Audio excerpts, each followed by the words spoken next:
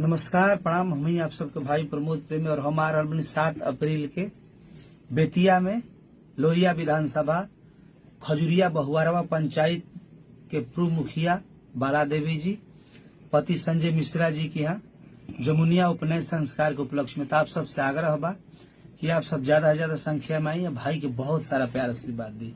रात्रि 9 बजे 7 अप्रैल के। महादेव।